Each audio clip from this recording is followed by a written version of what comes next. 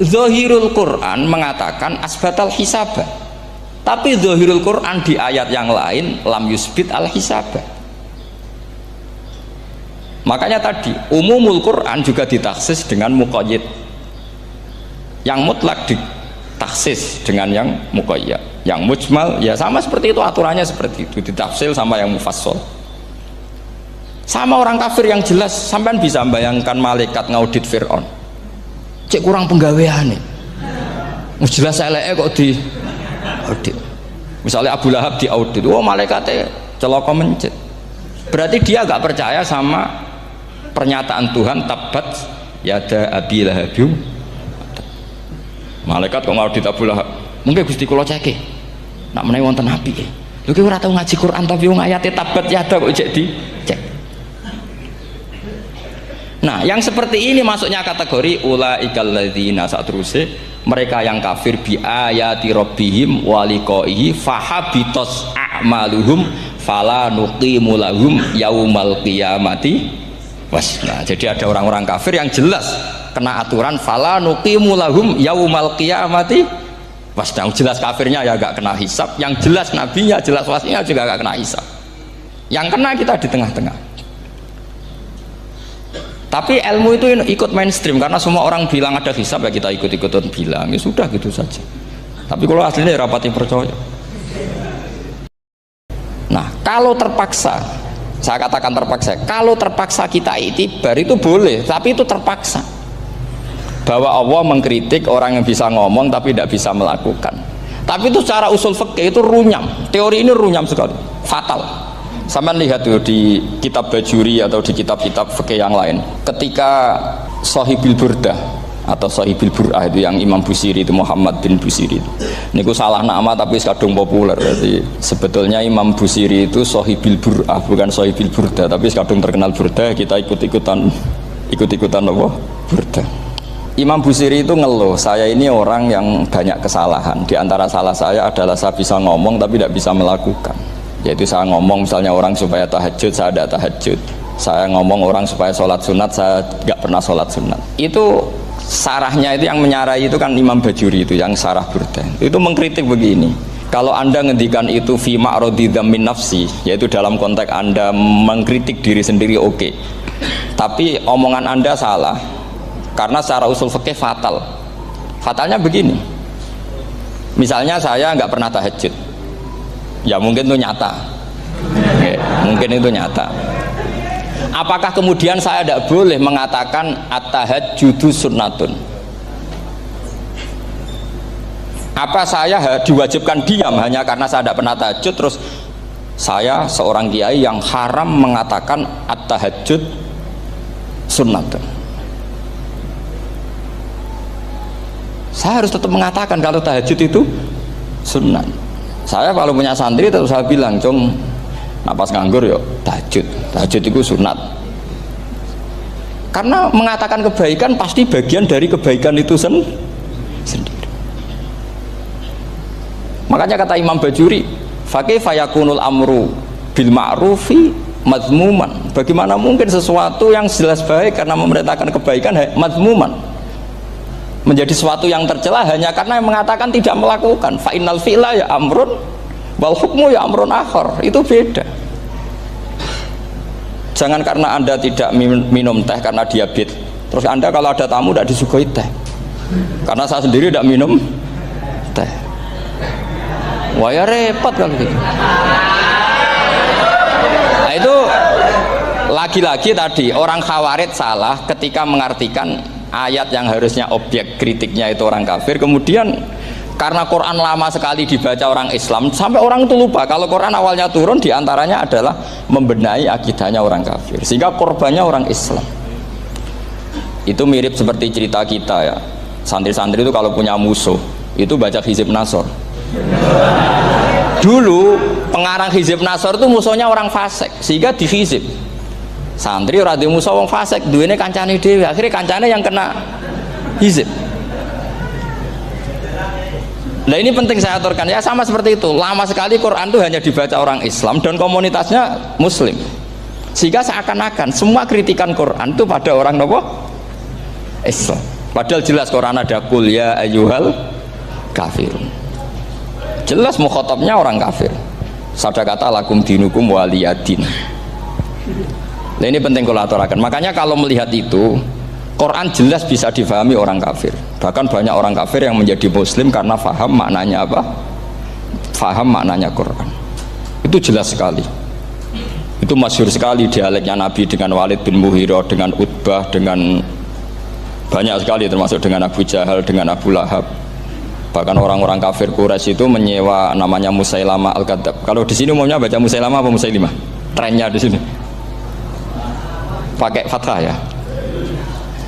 Oh, itu entah ya, nggak tahu saya yang masalah yang mana itu kan, karena memang kalau dalam ilmu riwayat itu sekali salah baca itu kasus betul, kayak Sa'id bin Musayyab atau Sa'id bin Musayyib itu ketika beliau sugeng itu kalau dipanggil Sa'id bin Musayyab itu marah besar, karena maknanya Sa'id al-Musayyab itu yang ditawan. Makanya beliau bilang sayyabatni Irak wa anal Musayyib. Orang Irak mengatakan saya ini ditawan, sebenarnya saya yang menawan mereka. Tapi al-masyhur itu dibaca Sa'id bin Musayyab, padahal dia tidak mau dipanggil Sa'id bin Musayyab, Sa'id bin Musayyab. Karena nama ini penting. Pentingnya begini, ini kata Rasulullah kalau sedang guyon, kata Nabi, mbok kamu itu sekali-kali mikir kenapa saya ini diberi nama Allah Muhammad, katanya. Ini hadis sahih di Bukhari, ada di Kitabul Adab, banyak lah teks ini. Kenapa ya Rasulullah? Allah itu senang bingung wong kafir, kata Rasulullah. Karena Abu Jahal kalau manggil saya jadi bingung. Itu kalau orang Arab kan pasti tahu maknanya. Muhammad maknanya orang yang terpuji. Sehingga kalau Abu Lahab ngomong itu jadi paradok. Hei orang yang terpuji, kamu bohong. Kan jadi aneh. Ya Muhammad kadzabta. Hei Muhammad kamu bohong. Kalau diterjemahkan hei orang terpuji, kamu bohong. Itu akhirnya sahabat tertawa-tawa. Karena cek pinter deh pangeran milih nama kamu ya Rasulullah, karena ini bingungkan musuh itu. Makanya kalau kamu udah anak kiai itu anak kamu panggil namakan saja Agus, pasti satu pondok manggil Gus semua. Itu aman itu. Oh itu mbok yang nggak seneng tetap panggil Gus. Karena kalau untuk Gus putra kiai kan butuh di bapak kiai, kan bapak kadung ra kiai itu kan. Itu ada triknya, yaitu anaknya dinamain Agus. Nah, itu Rasulullah itu sudah dipilih sedemikian rupa oleh Allah, perilakunya benar, ahwalnya benar, sak namanya juga benar. Sehingga ketika Abu Jahal, Abu Lahab tahu bahwa nama Muhammad ini problem, karena ini madah itu memuji. Sehingga mereka kalau mencari Muhammad tuh bilang ainal madmum, mana orang yang tercela. Terus orang-orang Quraisy tidak paham kamu nyari siapa. Akhirnya mereka bilang ana atlubu Muhammad, dan saya cari Muhammad. Akhirnya bilang Muhammad lagi. Nah, itu. Nah, Quran juga main di ranah nama. Sehingga Abu Jahal itu namanya kan Abul Hakam. Orang Islam dari awal memanggil Abu Jahal. Karena kalau sampai kita manggil Abul Hakam, kita akan mengalami paradok, ya Abul Hakam, hei bapak dari semua kebijakan, kamu begini kan kacau. Makanya itu dari sini orang nggak boleh salah apa? Salah nama. Ini penting kolaborakan, karena kadang menganalisis Quran itu satu bilisanin arabi mubin. Kata Imam Syafi'i, wa innahu latanzilu rabbil alamin nazala bihir rohul amin ala qalbika litakuna minal mudhirin bilisanin arabi mubin.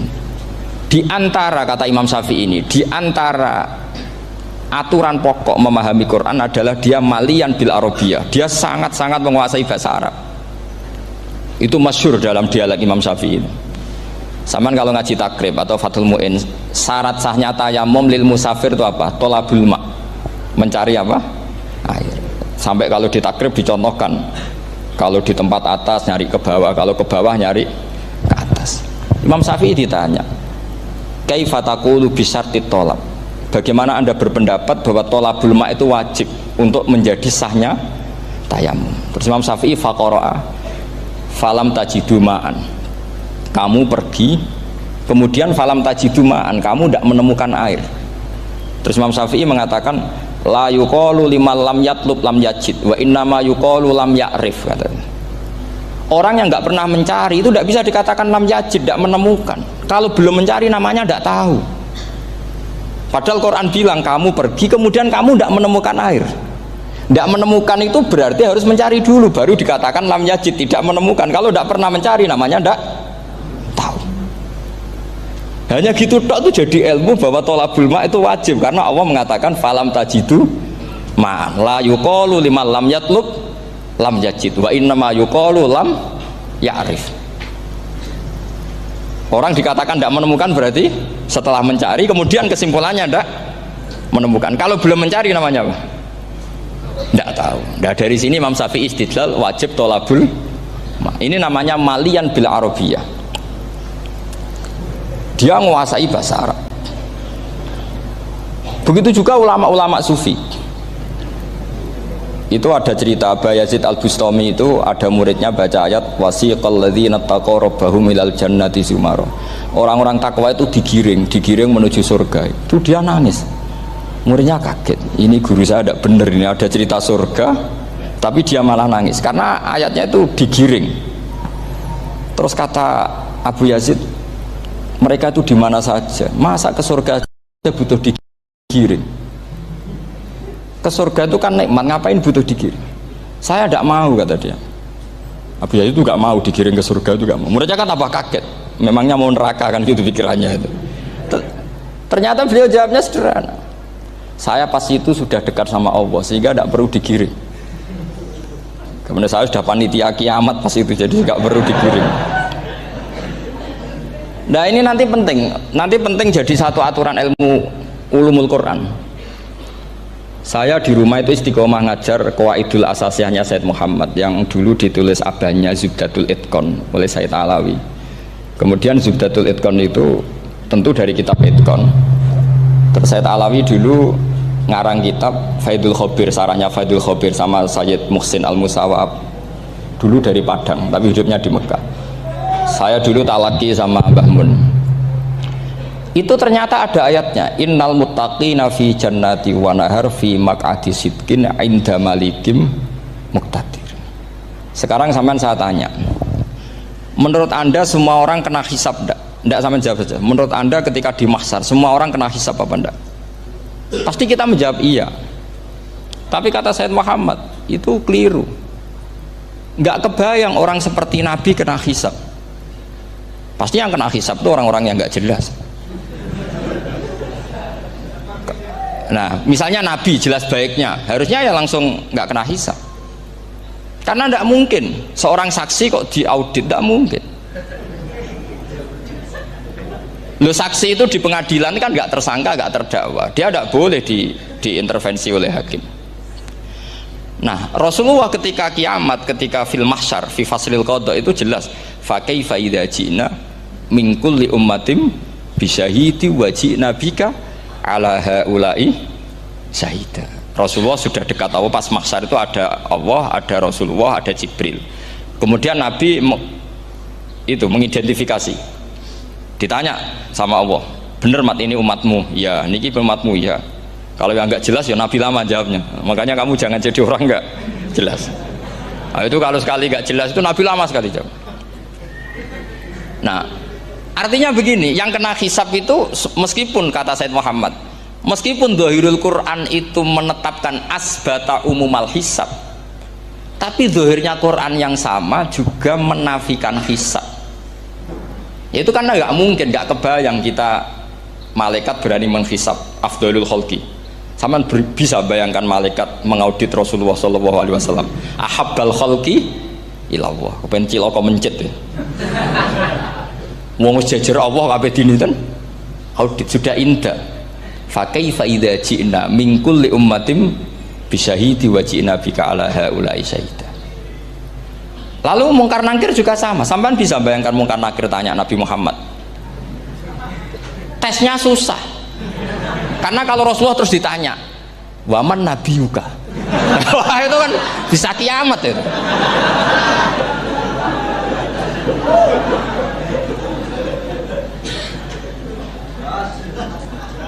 Paham ya? Makanya kata Sayyid Muhammad, ini kan teman-teman tanya, piye carane alim tafsirnya saja, caranya satu hafal Quran, dua hafal Sahih Muslim, tiga semua orang sudah mati, tinggal kamu yang alim. Nah, itu, oh itu mesti aman itu. Nah kalau sampean tanya saya, apa buktinya Gus kalau orang tertentu tidak kena hisab? Ya buktinya tadi misalnya innalladzina qalu rabbuna Allahu tsummas taqamu tatanazzalu alaihimul malaikatu alla takhafu wala tahzanu wa absyiru. Mungkar nakir adalah malaikat penakut membawa ketakutan. Sementara para wali ini jelas malaikat kena konstitusi, malaikat harus mengatakan ke para wali alla takhafu wala tahzanu. Padahal Nabi tentu Sayyidul Auli. Para wali saja malaikat kena aturan, kamu harus bilang alla takhafu wala tahzanu wa absyiru. Hei para wali, kamu jangan susah, jangan gentar, kamu harus gembira. Kamu bisa bayangkan misalnya mungkar nakir bawa godok, kata orang kalau dipukul jul sak walang-walang. Kemudian kamu bayangkan si Abdul Qadir ngalami itu, Abdul Hasan Asadali ngalami itu, Abu Yazid Al-Bustami. Kalau itu ngalami gitu semua, ngapain kita jadikan mursyid? Kan sama nasibnya dengan kita. Nah, Zahirul Quran mengatakan asbatal hisabah, tapi Zahirul Quran di ayat yang lain lam yusbit al hisabah. Makanya tadi umumul Quran juga ditaksis dengan muqayyid, yang mutlak ditaksis dengan yang muqayyad, yang mujmal ya sama seperti itu, aturannya seperti itu, ditafsil sama yang mufassal. Sama orang kafir yang jelas, sampean bisa bayangkan malaikat ngaudit Fir'aun, cek kurang penggawean nih, jelas eleke kok di audit. Misalnya Abu Lahab di audit, oh malaikatnya celaka mencet, berarti dia gak percaya sama pernyataan Tuhan tabat yada abi lahabyu. Malaikat kok ngaudit Abu Lahab, mungkin Gusti kula ceke nak menawi wonten api lho ki ora tau ngaji Quran tapi wong ayate tabat yada kok cek di cek. Nah yang seperti ini masuknya kategori ulaikal ladzina, saterusé mereka yang kafir bi ayati rabbihim wa liqaihi fahabitos a'maluhum fala nuqimu lahum yaumal qiyamati wasna. Jadi ada orang-orang kafir yang jelas kena aturan fala nuqimu lahum yaumal qiyamati wasna. Jelas kafirnya ya gak kena hisab, yang jelas nabinya, jelas wasinya juga gak kena hisab. Yang kena kita di tengah-tengah. Tapi ilmu itu ikut mainstream karena semua orang bilang ada hisab, ya kita ikut-ikutan bilang, ya sudah gitu saja. Tapi kalau aslinya ya rapati percaya. Umumnya uang karena mati ditalkin ya kita melok-melokan nalkin. Tapi kalau kadang ya gak kebayang. Piye nak wali-wali ditalkin. Makanya ada di dunia wali itu ada cerita Rabi'ah Adawiyah, itu termasuk keramat beliau itu. Kali Imam Sibawi kan dalam cerita wali kan ditanya marabbuka, ngapunten niku man mausul napa istifham. Wah itu malaikatnya tidak pernah khataman alfiyah kan, repot. Kalau Rabi'ah Adawiyah lebih parah lagi, itu beliau tuh nangis sekeras-kerasnya, nangis terisak-isak, dia tersiksa. Ya Allah, engkau itu zat yang paling saya kenali dan harusnya semua makhluk itu kenal engkau, tapi ini hamba engkau tanya engkau itu siapa ya? Itu kan ini orang aneh kata gitu. Karena Allah itu adharul dzahir, kata sampai Imam Sibawi silakan a'raful ma'arif. Jadi wong ora Allah wis geblek tenan dari Imam Sibawi. Imam Sibawi kan atas nama dia pakar nahwu pertama mengatakan domir paling makrifat di antara 6 isim makrifat, paling makrifat itu domir. Tapi meskipun gitu a'raful ma'arif Allah, yang paling makrifat dari sekian isim makrifat itu Allah. Artinya satu nama yang orang harus kenal semua. Makanya di antara keramat beliau ketika ditanya wong kok ora tau ngaji fikih men ngaji nahwu wae, gak tahu dia ngaji carane sesuci, carane iddah tuh gak tahu ngaji nahwu. Terus dia tanya bima fa'ala rabbuka, lalu Allah memperlakukan kamu gimana? Terus kata Imam Sibawi ghafaroli, Allah mengampuni saya karena saya orang yang mengatakan Allahu a'raful ma'arif. Ini penting kalau aturakan. Jadi makanya kalau sampean tanya caranya ilmu alim gimana, ya satu tadi, kalau sampean masih banyak orang hidup, syaratnya kamu harus hafal Quran, hafal hadis, hafal sekian ribu hadis, hafal sekian ulumul Quran. Itu kalau masih banyak orang hidup. Kalau sudah kamu sendiri hidup, ya sudah, pokoknya iso kulhu ya salim sendiri kan, nggak ada saingannya. Makanya kata Said Muhammad, beliau mengatakan kita meyakini umumal hisab ya berdasar zahiril Quran, kita menafikan umumal hisab bahwa hisab hanya yahtassul liqaumin duna qaumin juga berdasar zahiril Quran. Kita percaya semua mayat ditanya mungkar nangkir ya berdasar zahiril ahadis. Kita tidak mengumumkan teks ini juga berdasar zahiril ahadis. Karena malaikat mungkar nakir juga malaikat, berarti dia kena aturan kalau ketemu para wali Allah takhafu wala tahzan.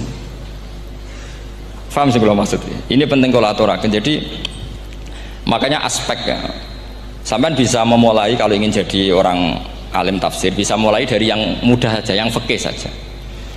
Makanya kata Imam Ghazali, kenapa Mu'tazilah jadi segoblok itu? Karena dia tertipu oleh umumatul Quran, oleh teks-teks umum. Dia tidak tahu mukhasisnya. Padahal setiap ayat umum itu pasti ada mukhasis. Misalnya begini ya, kalau kamu maknanya fikih saja, contoh yang paling mudah familiar itu fikih ya. Misalnya kita ngaji Quran, wal mutallaqatu yatarabbasna bi anfusihinna salasata quru. Kalau orang dicerai, itu iddahnya itu 3 kali masa nopo suci. Apakah aturan iddah seperti ini hal hadhil iddah amatun likulli mutallaqatin am li mutallaqatin makhsusah? Apa ini semua mutallaqah iddahnya pasti salah satu quru, apa orang tertentu? Ya enggak, asal dia mutallaqah pasti iddahnya salah satu quru. Anda goblok, Anda salah besar. Kalau misalnya yang dicerai adalah orang hamil, iddahnya apa? Salah satu quru apa watil hamli? Watil hamli.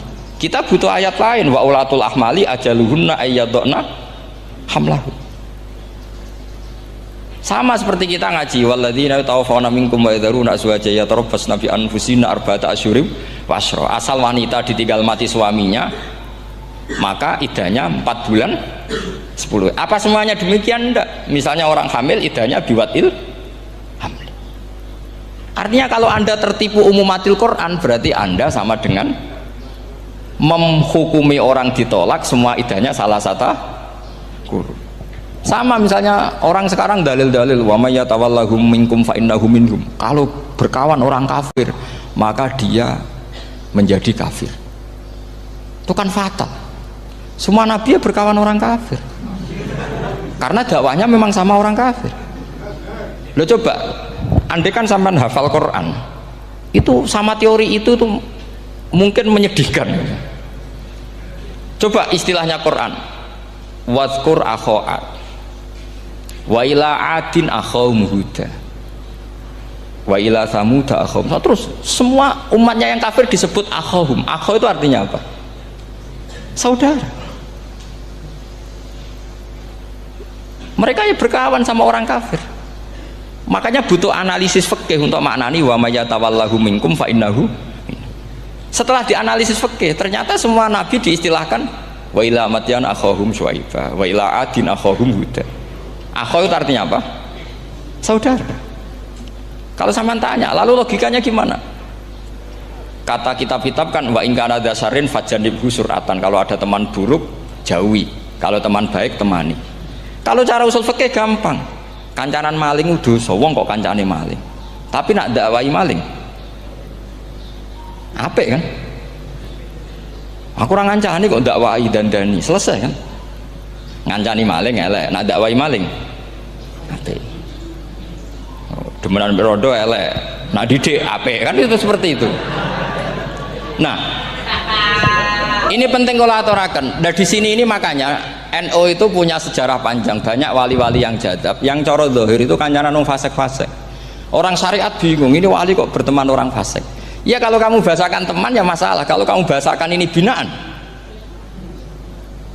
enggak, sama jawab saja. Kalau dibahasakan teman masalah enggak masalah kan, tapi kalau dibahasakan itu binaan, selesai kan? Sama, Nabi berkawan orang kafir itu enggak karena berkawan, itu binaan Nabi. Memang Nabi itu jadi Nabi, objeknya adalah mengislamkan orang kafir. Ya berlama-lama Nabi dialek dengan mereka, muasarah sama mereka. Bahkan Nabi diharuskan bersikap baik sama mereka. Itu yang disebut fabima rahmatim minallahi lintalahum walau kunta fadzan ghalidhal qalbi lan faddu min haul. Tapi sekarang itu orang sudah tidak pakai ilmu. Orang-orang radikalisme itu nggak pakai usul fikih. Pokoknya kalau ada ayat terjemahnya gini ya sudah itu jadi madhab. Akhirnya kecelakaan seperti ini. Pokoknya kalau ada ayat faqtulul musyrikina haitsu wajadtumuhum wa khudhuhum wahsuruhum wa'udu lahum kulla marsad. Sudah hafalnya ayat itu saja. Dia tidak mau ngapalkan misalnya qatilul ladzina yuqatilunakum. Ada ayat lagi wa akhrijuhum ya min haitsu akhrajukum. Sehingga ulama kita membagi kafir itu ada harbi kita musuhi, ada zimmi, ada muahad, ada musta'man. Itu ulama karena tahu tidak semua orang kafir itu harbi. Tidak semuanya dhimmi, tidak semuanya mu'ahad, tidak semuanya musta'man. Kalau harbi oke, kita perang, kalau dhimmi ya kita bina. Kalau mu'ahad ya sesuai perjanjian kita, kompensasinya apa, MOU-nya kayak apa. Tapi apalnya mereka ayat satu tema. Nah celakanya kita yang ngaji di pondok-pondok yang katanya spesialis ingin alim tafsir, apalnya ya satu ayat juga. Wah itu kan satu ayat versus satu ayat. Itu ngeri. Makanya kalau sama tanya saya ini katanya di acara ini sama tanya gimana caranya jadi ahli tafsir, saya jawab gampang. Caranya itu hafal Quran, hafal hadis, terus hafal ulumul Quran. Ya misalnya Nadoman ya Faidul Khobir lah. Kalau kitab Nasar ya minimal itu setengah lanya itkon lah. Kalau nggak lanya amat ya agak lanya. Karena kitab tafsir itu gampang. Teorinya itu mudah sekali. Misalnya al-ibratu bi umumil lafzi la bi khususis sebab itu sama dengan kayak kaidah fikih. Karena kalau kaidah fikih itu saya itu pernah dibisui kiai itu. Ini kisah nyata itu. Dibisui kiai itu pas basul masail dulu saya itu masih sering mau basul masail. Tadi mun pensiun mun boten niku mun. Dulu saya dengan Gus Zofur putrane Mbah Mun itu sering makili Pondok Anwar basul masail fikih. Tapi tidak tahu ceritanya Gus Zofur jadi dokter tafsir, saya juga kok tahu-tahu menekuni tafsir. Lama-lama orang itu lupa status saya yang fakih ya. Makanya saya itu ya kadang eman gitu karena ini status penting juga. Tapi status fikih itu kadang memang menyesatkan. Karena begini, itu dulu pernah ada basul masail itu begini. Ini kisah nyata ini. Ada desainer baju putri untuk putri, anak putri. Kemudian desainer itu menciptakan satu celana pendek atau celana seperempat. Dengan desain ini pasti kalau dipakai itu auratnya itu kelihatan. Bagaimana hukumnya desainer ini? Apa termasuk mimman sarro'a as-sayyata? Karena terjadi kasfil aurat. Apa enggak?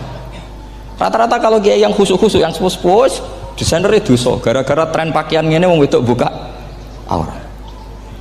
Tapi kiai-kiai alim yang muda-muda entah saking belingnya, entah saking pinternya enggak tahu. Bilang begini, Pak Yai, yang didesain apa? Ya celana itu. Lalu celana itu fungsinya nutupi apa buka aurat? Ya nutupi. Lu kan lumayan urun nutupi. Kalau haram ya dicopot. Lu kan malah parah itu. Bingung kayaknya. Sampai bilang gini kan. Wah semanis. Itu kan makanya ini guyon ilmiah. Repotnya ngadepi orang alim muda itu kan mbok gedhingi ku ilmiah, mbok senengi fase.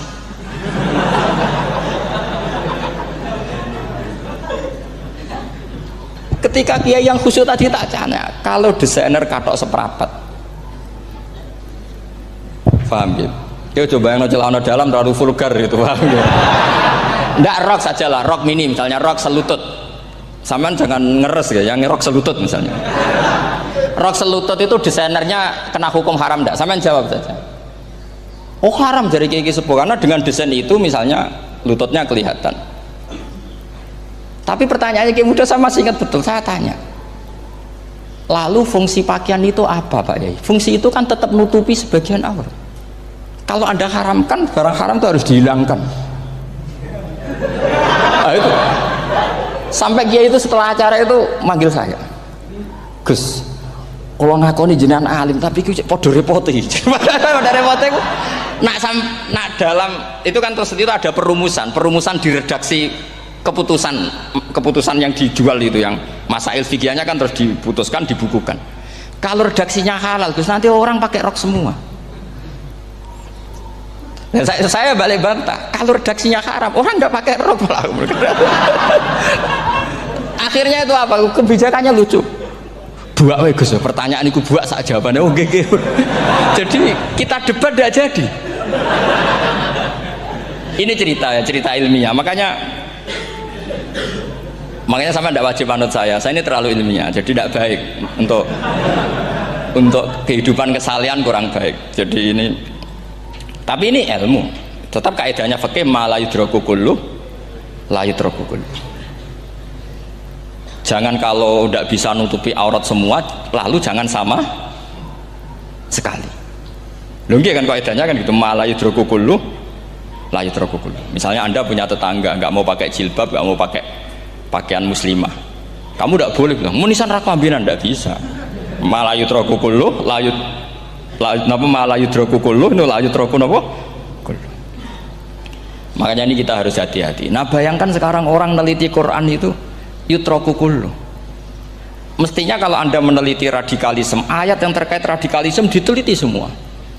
Ternyata di surat Taubat yang disebut suratus Saif, yang bahkan haram baca bismillah, itu ada ayat wa in ahadum minal musyrikin nastajaroka fa'ajirhu hatta yasma'a kalam Allah thumma ablighu ma'mana. Muhammad, kalau ada orang kafir mau belajar Quran sama kamu, ya harus kamu pelajari hatta yasma'a kalam Allah. Setelah mereka mau belajar, ya ablighu ma'mana, thumma ablighu ma'mana, kamu harus menjamin keamanan dia.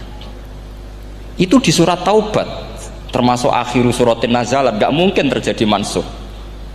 Tapi orang-orang ekstremis selalu pakai faqatulul musyrikin haitsu, apalannya itu terus. Yang orang liberal yang menapani la ikraha fiddin, ya sudah seperti itu. Sing orang-orang ora tegas, ora tau nahi mungkar, ya ma arsalnaka ila rahmatal lil alamin, ngono terus. Yang kelompok tukang nahi mungkar ya ayatnya amen nahi mungkar. Saya tuh heran, kenapa mereka punya masalah dengan hafalan kayaknya. Kenapa sih hafalannya kok pedot itu? Kita yang hafal semua bingung jadi akhirnya kita yang pinter anut sing goblok. Karena saya tuh pernah debat sama orang salah, debat gitu. Setelah saya mengutarakan sekian hadis, ada tuh Pak hadis tuh, waduh, harusnya kamu ngaji saya, ada debat tuh yang level, kalau nggak level tuh nggak boleh gitu. Itu kan ngeri.